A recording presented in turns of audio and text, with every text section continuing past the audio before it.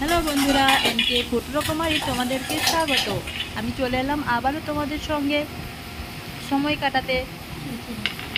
দেখতে পাচ্ছ এগুলো কি? দেখে নিশ্চয়ই বুঝতে পারছো এগুলো শাক। এই শাকগুলোকে আমি রান্না করব। এই শাকগুলো কি শাক সেটা নিশ্চয়ই বুঝতে পারছো না। এই শাকগুলো কুমড়োর শাক। কুমড়োর শাক কুমড়ো দিয়ে রান্না করব। চলো শাকগুলোকে কিভাবে রান্না করছি সেটাই তোমাদেরকে দেখায়। প্রথমে শাকগুলো আমি তুলে নিয়ে আসবো। প্রথমে শাকগুলোকে আমি তুলে নিয়ে এসেছি, এই দেখো। তারপর এই শাকগুলোকে পরিষ্কার করে নেব। এই শাকগুলো কিন্তু শুধুই কুমড়োর শাক নয়, সঙ্গে ফুল আছে, কুমড়োর পাতা আছে, তার সঙ্গে লাল শাকও আছে, যাকে বলি আমরা কুড়ো বুড়ো শাক। সব একসঙ্গে পাইল করে নিচ্ছি। এখানে ফুলগুলো নিয়েছি, ফুলগুলো মধ্যে বরাবর ফাটিয়ে নিচ্ছি। ফাটানোর কারণ ভিতরে পোকাও থাকতে পারে, ওই জন্য পরিষ্কার করার জন্য ফাটিয়ে নিচ্ছি, দেখে নেওয়ার জন্য। এই যে অল্প সামান্য কুমড়ো নিয়েছি, যাকে গুদা বাংলায় বলা হয় ডিংলে। এই কুমড়ো বা ডিংলে যাই হোক নিয়েছি অল্প সামান্য। এবার এই কুমড়োর পাতাগুলোকে অল্প অল্প করে ধরে হাত দিয়ে টান মারলেই সুতোর মতো ছেড়ে আসবে। ঠিক এরকমভাবে দেখতে পাচ্ছ, আমি তোমাদেরকে দেখিয়ে দিচ্ছি। ঠিক এরকমভাবেই তোমরা হাত দিয়ে ছাড়িয়ে নেবে, সুতোর মতো ছেড়ে ছেড়ে আসবে। এগুলোকেই ছাড়িয়ে ফেলে দিতে হবে। আর প্রত্যেকটা পাতা ঠিক এরকমভাবে পরিষ্কার করে নিতে হবে, না হলে এগুলা রান্না করার সময় অসুবিধা হবে, তাই পরিষ্কার করে নিতে হবে। দেখতে পাচ্ছ কত সুন্দর পরিষ্কার করে নিচ্ছি। ঠিক এরকমভাবে আমি প্রত্যেকটা পাতায় পরিষ্কার করে কুচি কুচি করে কেটে নেব। এই দেখো আমার প্রত্যেকটা পাতা পরিষ্কার করে নেওয়া হয়ে যাচ্ছে। এবার এই লাল শাকগুলোকে দিয়ে একদম কুচি কুচি করে নেব। আর এই ফুলগুলোর মধ্যে বরাবর ফাটিয়ে নিতে হবে। আর ভিতরটাকে দেখে নিতে হবে কোনো রকম পোকা আছে কি না। আর মাথাটাকেও ফাটিয়ে নিতে হবে। এখানে না ফাটালে কিন্তু ভিতরে পোকা থাকতে পারে। তোমরা ফুল না খেতে চাইলে ফুল দেওয়ার প্রয়োজন নেই, শুধু শাকটা দিলেও হবে। শুধু কুমড়ো শাকেও রান্না করা হয় এইভাবে, লাল শাক না দিলেও চলবে। আমার যেহেতু বাড়িতে বেরিয়েছিল, ওই কুড়ো বুড়ো হিসাবে আমি সব কিছুকে একসঙ্গে পাইল করে রান্না করছি। শাকে ভাতের পাশে যেমন সবজি না থাকলে চলে না, তেমনি শাক না থাকলে কি চলে?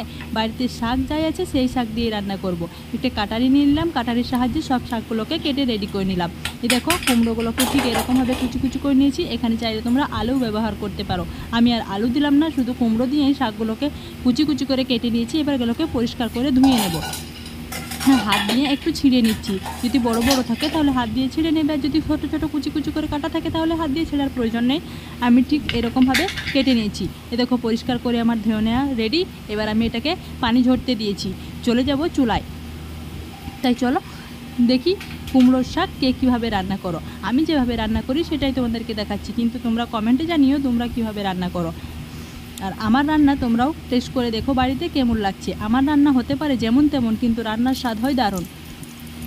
তো আমি বলি না, এটা সবাই বলে। প্রথমে একটা পতিলা গরম করে তার মধ্যে কিছু পরিমাণ মতো তেল দিয়ে দিলাম। তেলের মধ্যে একটা শুকনো লঙ্কা ফোড়ন দিয়ে তারপর শাকগুলোকে ভরে দিলাম। আমি গ্যাসটাকে একটু লো করে রাখে এই যে অবশেষে একটা আলু কেটে দিয়ে দিলাম। তোমাদেরকে আগে বললাম আলু দেওয়া হয়, কিন্তু তখন আমার কাটা হয়নি, এবার কেটেছি তাই দিয়ে দিলাম। স্বাদ মতো লবণ দিয়ে দিলাম। কয়েক টুকরো রসুন ছিলে নিয়েছি, ছিলে রসুনগুলোকে থেতো করে নিলাম। থেতো করা রসুনগুলোকেও দিয়ে দিলাম। এবার এটাকে ভালো করে নাড়াচাড়া করে নিতে হবে। ভালো করে উল্টে পাল্টে নেড়ে নিতে হবে। নিচেরগুলো ওপরে দিতে হবে, ওপরেরগুলো নিচে দিয়ে ভালো করে নাড়াচাড়া করে দিবে। অল্প সামান্য দিয়ে দিলাম বেকিং সোডা।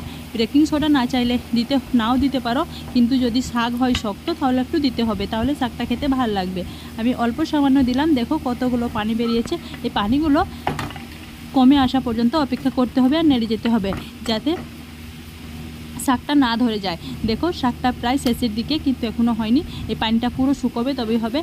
যেহেতু বজবজে ছাড়কাড়া ছাড়কাড়া লাগছে, এই শাক খেতে ভালো লাগবে না, তাই এটাকে শুকিয়ে নিতে হবে।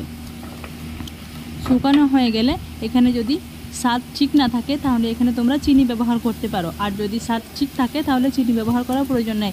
আমি এখানে টেস্ট করে দেখাচ্ছি, লবণ চিনি একটু কম হয়েছিল। লবণ চিনি বলতে মিষ্টিটা লাগছিল না, তার জন্য আমি একটা মিষ্টি দিয়েছি। এখানে কুমড়ো যদি মিষ্টি থাকে তাহলে চিনি দেওয়ার প্রয়োজন নেই। এই যে শাক রান্না রেডি। আমি এইভাবেই শাক রান্না করি। এবার এই শাকটাকে কাঁচা পেঁয়াজ আর লঙ্কা দিয়ে ছেনে কিন্তু গরম গরম ভাতের সঙ্গে একতলা ভাত নিমেষে খেয়ে নিতে পারবে। আর এই শাকের টেস্ট কিন্তু অসাধারণ। তোমরা বাড়িতে টেস্ট করে দেখো, খুবই ভালো লাগবে। আমরা বাড়িতে টেস্ট করে তো খেয়ে ফেললাম। কি বন্ধু, তোমরা খাবে তো? তোমরা এবার খেও, তারপর আমাকে জানিও কেমন লাগছে। টাটা বন্ধুরা, আবারও ফিরে আসছি নতুন ভিডিও নিয়ে।